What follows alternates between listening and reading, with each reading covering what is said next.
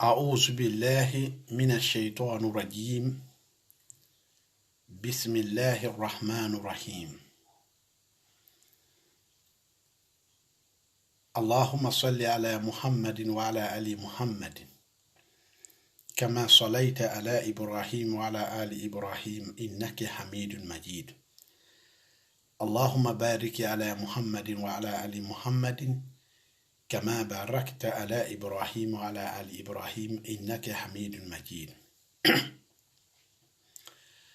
قال رسول الله صلى الله عليه وسلم: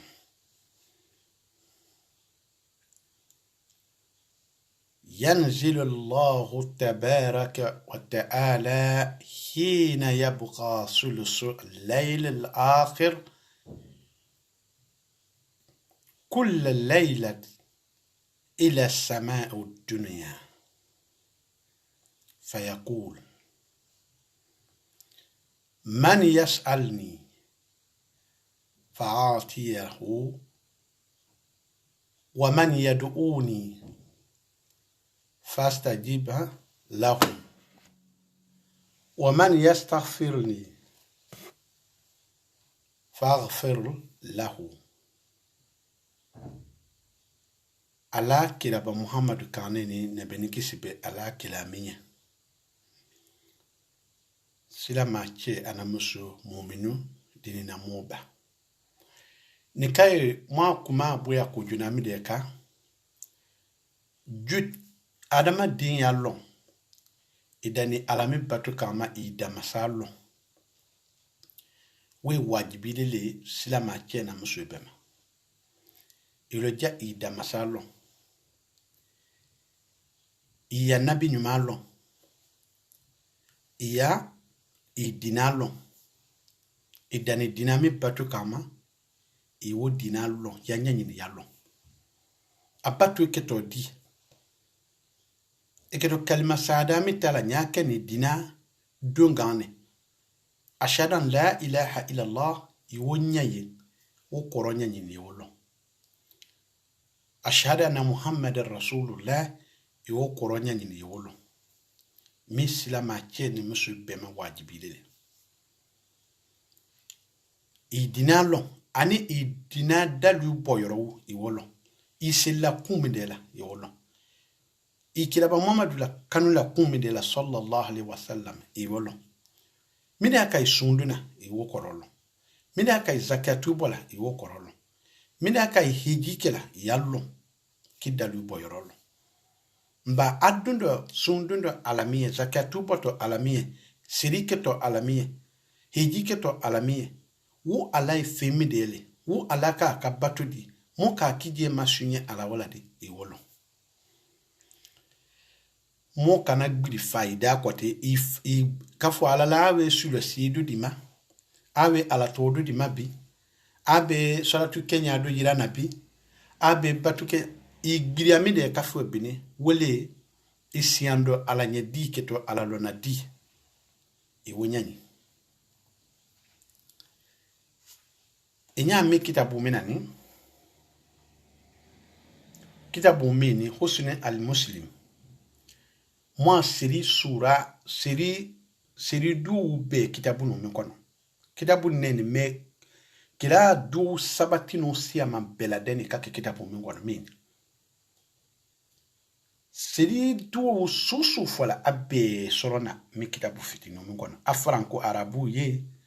anglais ne français ye, arabu ye, arabu simple leni. Amulo ja mulu ado yanini me kubalo.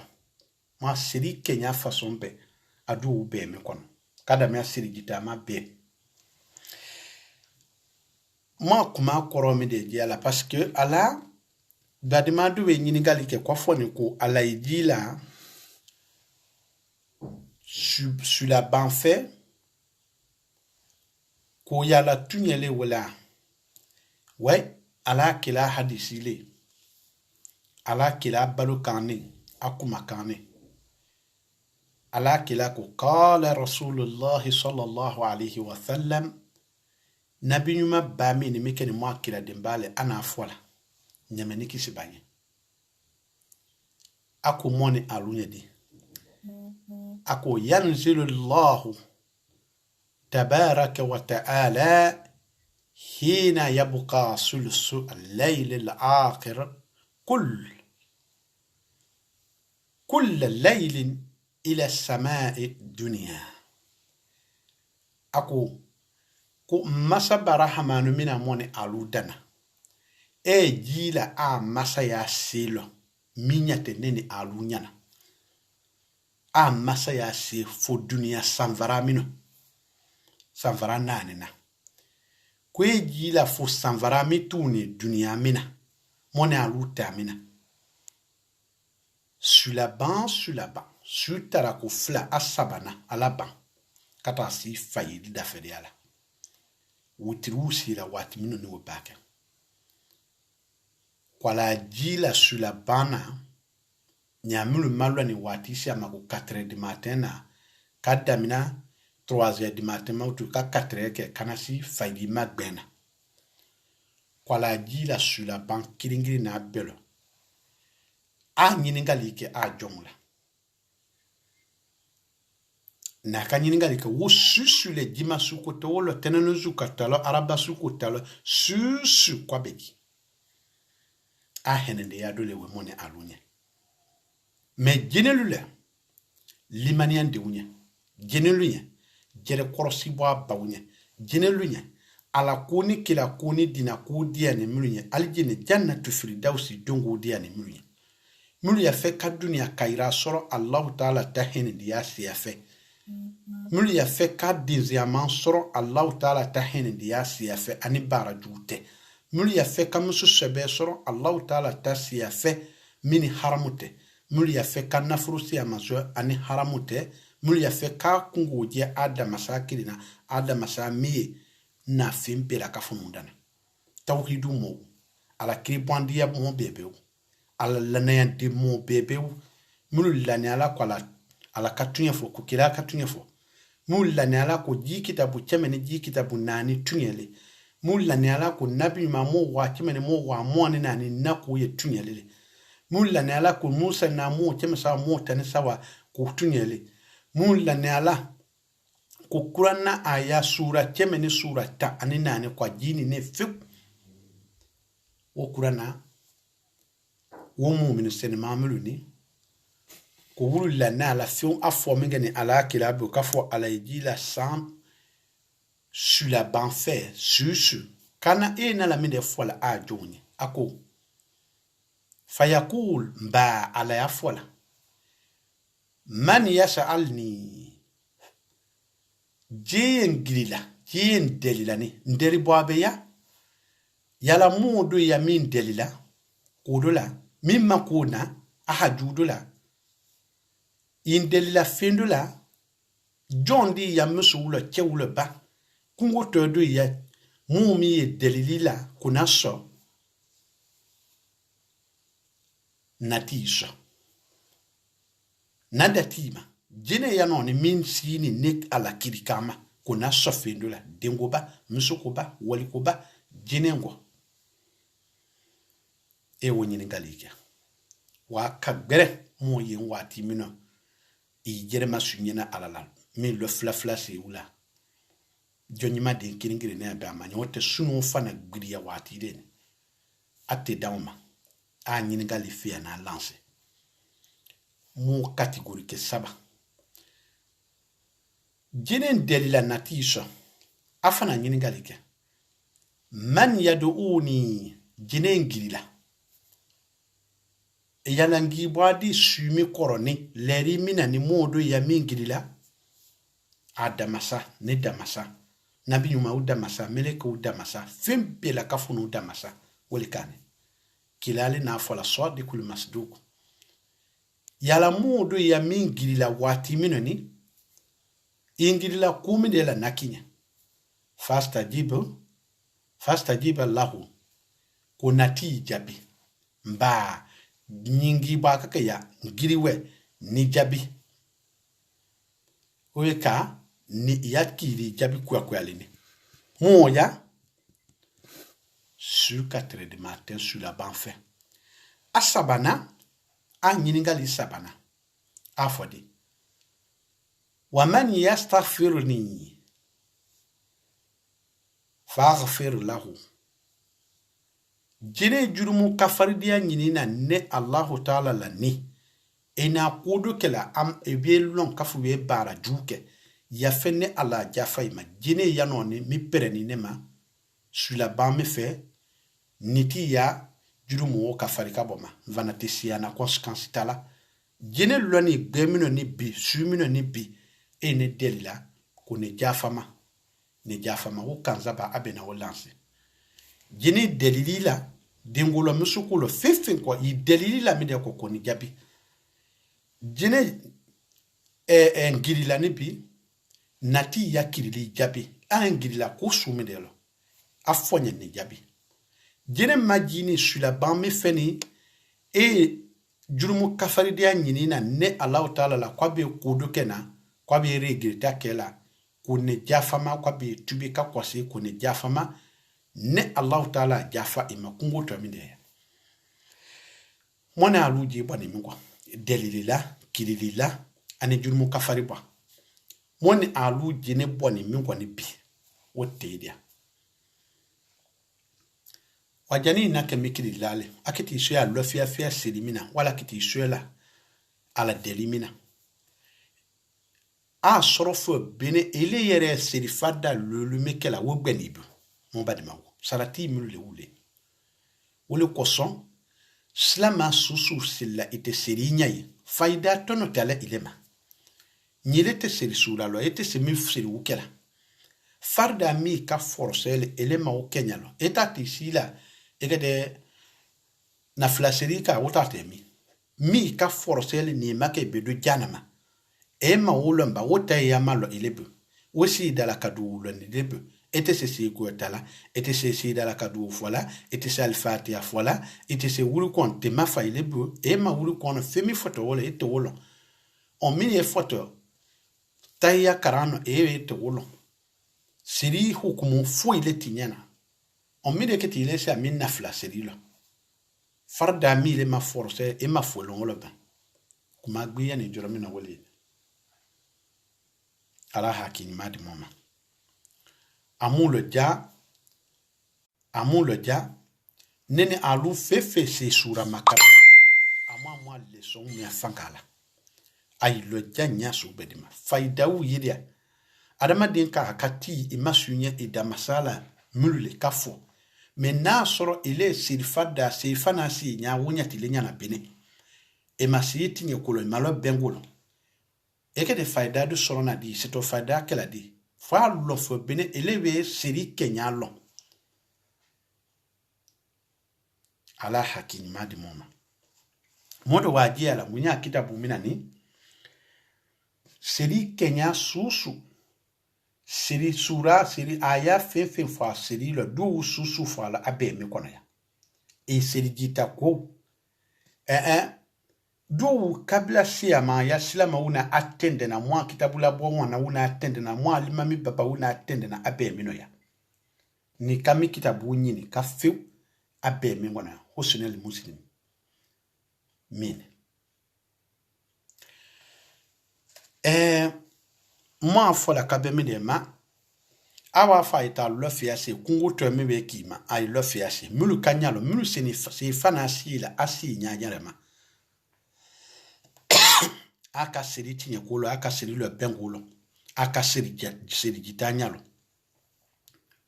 ou le concerné no nyile ma seri gitanya bebe lomba e ma jene ba kunya bebe lomba alu tekila mingo suma parce que ma farda yere manomba fobene seri senya medele seri tinya ko medele seri lo bengo medele musabu medele alo mandu batu medele seri lo farda medele seri lo tsunami de ala rokun seri lo ni priye medele kaka ko medele ya be kila seri lo seri o we tinya e ma wolomba kitaka de e ka kawole lo fobene e be wollo na flaseri mulu ni utu ule nyato jia ila ikito ulu lana ebe wokela alabamila me mike ni ma forcele parce que moi monsi ya maina urudilidi ya nanya me mi fola serilo atu ukara mafobini ebe to ala ko subhanallahi wa bihamdihi adada kalkihi wa ridwa nafsihi wa zinati arshihi wa midada kalimatihi ana omena kama odila ne o sinye chemekela ale masi sura lo bine utono midika ebe to amodila aba funya se namena kumu wa fola اللهم أنت ربي لا إله إلا أنت خلقتني وأنا عبدك وأنا على عهدك ووعدك ما استطعت أعوذ بك من شر ما صنعت أبوء لك بنعمتك علي وأبوء بذنبي فاغفر لي فإنه لا يغفر الذنوب إلا أنت قالي وسني تانغلا وموانغلا كسرون مي فاسيلو علي تولم بني سيري تالي دو فردا بيريني علي تولم وتنمي ديكا ibetwa dola subhanallahi wa bihamdi subhanallahi azim ne sinya wakingela jani ini sika wo sinya wakinge ala na miki ma forosele fe bene sirilo wonya nyini ba yiwolo alfatiha na koronya nyini ba yiwolo ruku iye keladi akenya nyuma minde fa ruku ilo minde fa kola wulilo wululo mba anyumala sujudu ye keladi sujudu yi mafaladi siriti nyakone sirilo bengo wulunya nyimba wolo siri lo siwunya nyiniba iwolo ko fisa bande ya lo kablani bada wolo siri kitilo pa parce foite na nya fefe bene inyininga to finjuna mina alikiyama fe bene wole ya siri le ni siri manyado bunda to ferme ni fe bene na flasi la naka to ya siri fada lulule kanyi fe bene si suratile kono ikita kati mo badi maso ani mo badi jawu wole ko so mo duni ka groupe la ka WhatsApp ko ka mine ko so eleti aina ku yafisia mo dole ja wile nye se sura ko lo bi irnya sini eti aina ku ele kome futu baba biale dia ninye waja doye we dina ko karama katim ika ekade kurazi sura we ja ndunyo utania do we avance tane moni do mama ya dona ja wulu tania moni do te fingelo ja wulu tania ja mulu tania akaya siri kunya no belo segbeta kada mina siri ko siri jita ma jeneba kunya makata siri kodu siri jita kodu wula ja wo peye mulu kuna ne domba degbe wula ne mana tungula ja ne mi akanfo bene wele ni a siketala ka kura di soro ka wululo ala nya ka di moma ala hakini ma di moma na wole fo anya go mo ne alu bela ka fo no sankemele singani mo ni singani moma sankeme akete we kala mo sankemele dandani ni minga timo ka boni kila ba muhammadu na san biwo nwa o san biwo ro le ko ne ba mo ni alunya bo no we san kemeta yadi ikone alo yasara mayani yasara ndanyabe ya moti yani ya kula bambali yani kula bandiya ani ya slama yani ya kafiri ya abeke do san keme wole koraweba inni singani ifari kuruma ni ala talile fari kurule bianiya ni singani imaku kete dinla teka san kemele ko wesila ngete nani tala wo san keme mingo ala yere fo mafunye lungi pemiri yakata tala ana kifa ma tala le atidia ilenya atila sara ilela jano wati na se badima naima ailoja alumulu yin deja abe grupu susulo jani nila kisalo menka yasiri suranya nyin jani nila watimi nafla sirika ilo ja yasiri sura siri komulu fa siri lo wele adamadin ala na John Bekiri la kana fema ko bela kafunu tere ini je masunye alala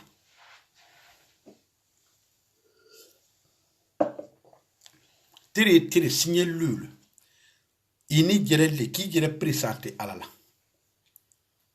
wo ikiti presente alala bi ika kamalu ya bi kafo nani lo alanya ko kunu masika fo ifanye si surate ngono nani no asina ma wuce tnoto Allah akbar avec wula nafo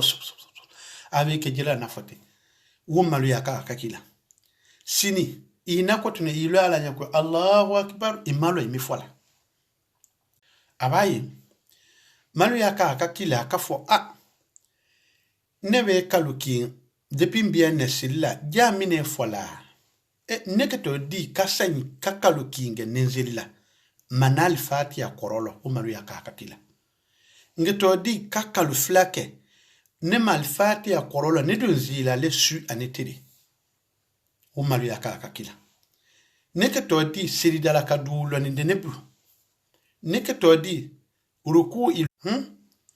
ruku ilon denebu mbe ngo bidi ne mi de fola ne to wolo ne c'était dit canadien la te que sila ma wuke ta do mi va cellule ne to kara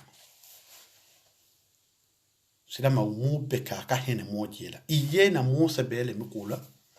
ele re kala e ka kala ikuna kafo ama fena mo do ko kwa makoila abe rendez-vous ligne abe na mo de ko kwa makoila abe rendez-vous ligne bia barabe bia kana bi nyon ina tisla foi fola yikwasi e na lola teka yikwasi at foi te ya fola kuma badegbe do akona tisla foi fola sini kotune ena sini kotune woke akela tine kudim eli pense la mede makolo ala dongo nene alunye ko mwana mo presentale ala la tiri tinye sinye lulu leri mwana nani koroko beni jere lanye ke monsieur balku dina adama de ko beni lo alenya ko ki jeje ala ay kumanyoya o kumanyoya ke to kameno elo jay wolonde elo jay wolon wo elo jay wolon ya korolo ibarakano yimi de fa Allahu Ta'ala nya yolo yimi de fola elwani we kai wa fa Allahu akbar yimi de fola yo korolo subhanaka Allahumma wa bihamdika wa tabaraka ismuka wa ta'ala jadduka wa la ilaha ghayruka e kitabu min kon afa sombe أعوذ بالله من الشيطان الرجيم بسم الله الرحمن الرحيم أبيا الحمد لله رب العالمين كتاسي لبانا أبيا سورة ميلا توكا كولاك ركوعي إيا سبحان ربي العظيم آمين ونيا أبي بوالا ekiti ikola winga sami Allahu liman hamdahu rabbana lakal hamd hamdan kaseeran tayyiban mubarakan fi abiya Allahu akbar aya subhana rabbiyal a'la wa bihamdihi subhana rabbiyal a'la wa bihamdihi abe min kono ربي الأغفر لي أبي منكم من بي أبي كده منكم يا كلا تهياكا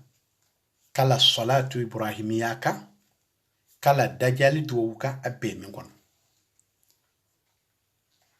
كلا حالي نين كونا دون أبي دو منكم يا حالي فاني كويا بيسويلا كبيكنا يكامي ولا hali beke bo kenema ebeke do akabina ebeke bola abe mi kono ebeke la if bonasidi mesuma abe mi kono dingwe anu we suela du mi ka akakanya abe mi kono ebeke du ya bona abe mi kono ka du kole mi kono mona aluka akanyanya me amulo jafe mi seri kono ma wolo febini wele pirolitele wele kojunale mo maluya alama kafukuli lo alanye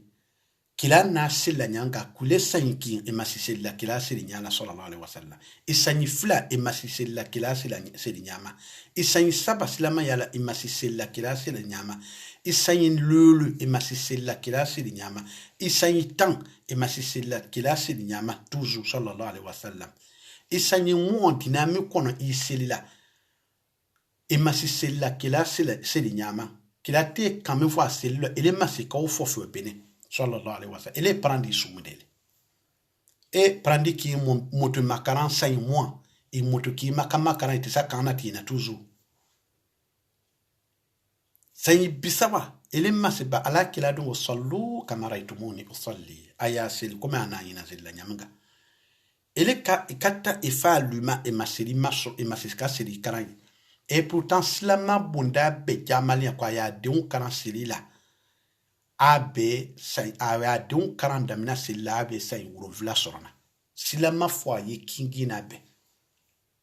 silama susu ni fa silama ibas la halaki do mo la sona jorodia ifaka ka lettre sebe kata de umuma ou bien ati ma fene ka fo ndewe sai wurovla sorana est-ce que c'est sura kanai ifaka ka ko hamisi ni donga ka luma afana ka hamisi ka fo nden ka ke dunye fan na kwani abe basa yiwo wa sorna ala kila mo jamale ne kuma mo den lo serila awe sa yiwo vla ba aka ka seri makaranda me asa yiwo vla abe sa saintano ka aforose damna dondone abe bal ku yela seri be kama forose fine abe do ala ton kono alu mi carrière ma fena utude e boni di carrière junalo sain wuruvla kata si saintana ina wala so ya di e boni wolo di kanaka saintane ina wo so ya di iseriki makalana imase e boni saintano di kase saintane lo ki bal ku ya saintane lo kana se saintane sing ki bal ku ya da fa fon kene musu ya we lo ibu farda we yinda me ibu alisini iseriki makana imase qui est musota wala ikata tchela kafuru ka dezoron damina siriki won makran ilo wo malo e fama se kala bila e ba masikala bila e tene masikala bila e koro che foi masikala bila kabia suminde kabia wele mo bademawo sadi ko we ke lai wa fola mo dudu ye wuri waje na chema e gbala me aduka kafo mino mulu nato wutu wulu malu yaje makafo nuka kamingo nyanginde ala kamino kamuru wa foto adu kediwe mo site saitan kadi ikilata sia siri gbanza makama kana kule mase moto makaran le mase moto la egane mon biwe asamdela egete envie se faire le samdela edunga ka envie ne boli parce que siri tinale kabala la ni masala buila atina tala itinale sama jere fine du ma finde ka jere li ado jeto ayamrula e ka ke plot ni male le sai si de na fonya ka kata la fe ni le masedo